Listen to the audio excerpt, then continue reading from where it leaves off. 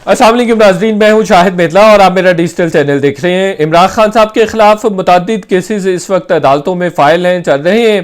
3 cases ऐसे हैं जिसमें उनकी नाअहली भी हो सकती है। एक केस तोशा खाना का है जिसमें आर्जी नाअहली हो गई है। वो नाअहली 63(1)P के तहत थी। उसके मुताबिक सिर्फ जब बंदा कौमी असम्बली का रुकन हो या किसी भी असम्बली का रुकन हो, रुकन असम्बली हो, तो आर्जी नाअहली होती है, उसको नाअहल कर दिया जाता है और उसके फौरी बाद वो इलेक्शन लड़ सकता है, जैसे इमरान खान साहब के केस में भी हुआ है। लेकिन फर्दर जो परमानेंट नाअहली होती है उसके लिए एक डिक्लेरेशन चाहिए होता है। कोर्ट की जानिब से ये कहा जाए कि ये आदमी वाकईतन खाइन है, दयानतदार नहीं है, तो उसके बाद फिर उस डिक्लेरेशन के बाद लाइफ टाइम डिस्क्वालिफिकेशन हो जाती है। तो अभी जो इमरान खान साहब का केस है वो डिस्ट्रिक्ट एंड सेशन कोर्ट में चल रहा है। उसके जज ने भी ECP की प्ली को मान लिया और उन्होंने कहा कि इमरान खान साहब ने वाकईतन अपने जो डिक्लेरेशन पेपर्स थे और जो नॉमिनेशन पेपर्स थे उसमें और जो एसेट उन्होंने डिक्लेयर करने थे उस हवाले से उन्होंने झूठ बोला है, कुछ हकायक छुपाए। उन्होंने कहा है कि 2018-19 और 20-21 के जो एसेट्स हैं और जो तहाइफ बेचकर ख़ास तौर पर एसेट बनाए गए हैं वो उन्होंने छुपाए हैं।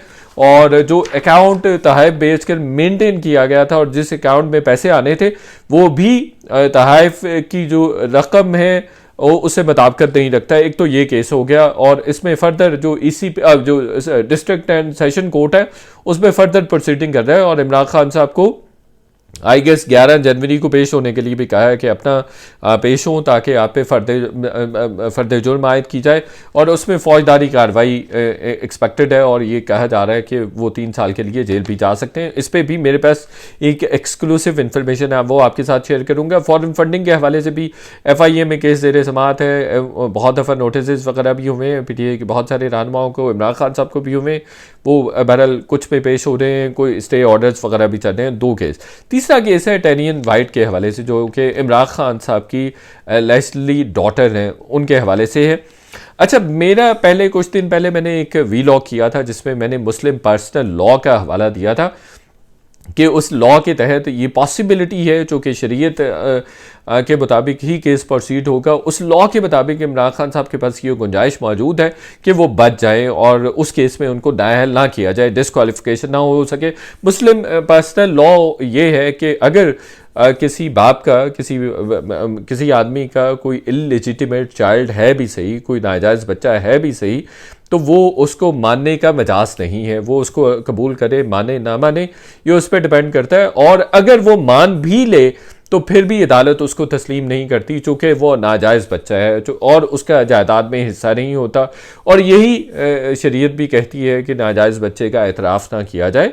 इस तरह का मुस्लिम पर्सनल लॉ है और उसमें गुंजाइश होती है कि अगर मकसद ये होता है कि ज़्यादा से ज़्यादा गुनाह को दबाया जाए और गुनाह की तरवीज ना की जाए, उसकी इशाअत ना की जाए ताकि लोग मोटिवेट ना हो। तो ये मकसद होता है, ये डिस्करेज किया जाए, डीमोटिवेट किया जाए गुनाहगार को भी, और फिर एक तरह से कोई लेबल ना लगे किसी भी मर्द पे, और ख़ास तौर पर अगर किसी से ऐसी गलती हो गई।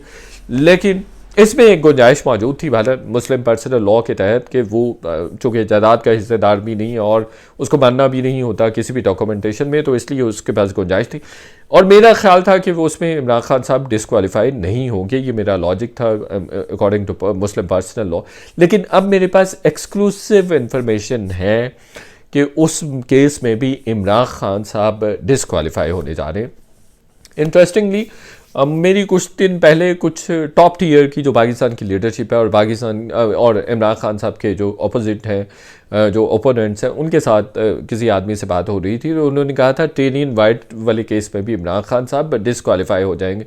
मैंने कहा नहीं, मेरा नहीं ख्याल उसमें हो जाएंगे। उन्होंने कहा नहीं, उसमें होंगे, और उसमें इसलिए भी होंगे कि उनको डेंट ज़्यादा पड़ेगा। अब मेरे पास कुछ मज़ीद तफसीलात आई हैं जो मैं आपके साथ शेयर कर लेता हूँ। सबसे पहले तो मैं बता दूँ जी, ये केस है क्या। वैसे तो ये केस 2018 में भी 19 में भी फाइल किया गया था कि इमरान खान साहब की एक नाजायज़ बेटी है जो उन्होंने नॉमिनेशन पेपर्स में मेंशन नहीं किया और कंसील किया है कि वो उनकी बेटी है। अभी भी जो मोहम्मद साजिद नामी एक पिटिशनर है जिन्होंने इस्लामाबाद हाई कोर्ट में एक पिटिशन डाली हुई, उन्होंने कहा कि जो टेरियन वाइट है वो इमरान खान साहब की बेटी हैं और इस हवाले से उनके पास नए हक़ायक़ हैं, नए एविडेंसेस हैं और इसीलिए वो जवाब नहीं दे रहे और छुप रहे हैं और मुसलसल अवॉइड कर रहे हैं।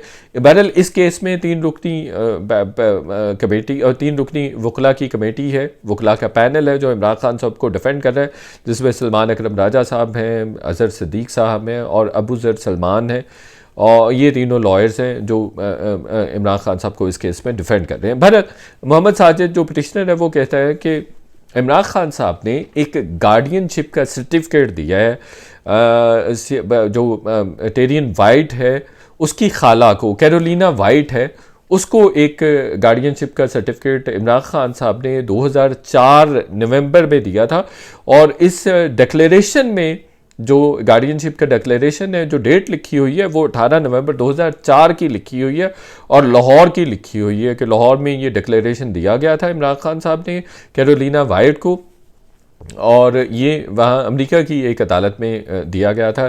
कैरोलिना वाइट टेरियन वाइट की खाला है, इन्होंने कोर्ट में प्ली ली थी कि टेरियन वाइट की गार्डियनशिप मुझे दी जाए चूँकि मैं इसकी खाला हूँ। तो फिर उस पर कोर्ट ने कहा कि अच्छा फिर हम किस तरह से आपको दे सकते हैं, जबकि विल जो थी जो सीता वाइट की उस विल में उन्होंने कोई 27 फरवरी 2004 में जमाइमा स्मिथ को उसकी गार्डियनशिप टेरियन वाइट की गार्डियनशिप दे दी थी और 13 मई 2004 को सीता वाइट की डेथ भी हो गई थी। बहरहाल याद रहे कि इस केस में इमरान खान साहब ने जो कैलिफोर्निया लॉस एंजलिस की ये कोर्ट थी उसमें सीता वाइट ने केस किया था कि जो टेरियन वाइट है वो इमरान खान साहब की बेटी है और अब वो उसको कबूल नहीं कर रहे, मान नहीं रहे और उसको एक्सेप्ट नहीं कर रहे हैं। तो उस पर फिर इमरान खान साहब ने इनिशियल जो प्रोसीडिंग्स थी उसमें हिस्सा भी लिया था और फिर जब DNA और ब्लड टेस्ट की बारी आई तो उस वक्त विड्रॉ कर लिया था। पर फिर उसके बाद 2004 में कैरोलिना वाइट ने अमेरिका के कोर्ट में गार्डियनशिप के लिए केस फाइल किया और फिर इमरान खान साहब ने कैरोलिना वाइट को टेरियन वाइट का गार्डियन अपॉइंट कर दिया और वो गार्डियन अपॉइंट किया बतौर फादर। ये है बेसिकली केस और इस केस में ये डिक्लेरेशन जो आया है अपॉइंट करने का, गार्डियनशिप अपॉइंट करने का सीता वाइट की बहन को, वो बेसिकली न्यू एविडेंस है।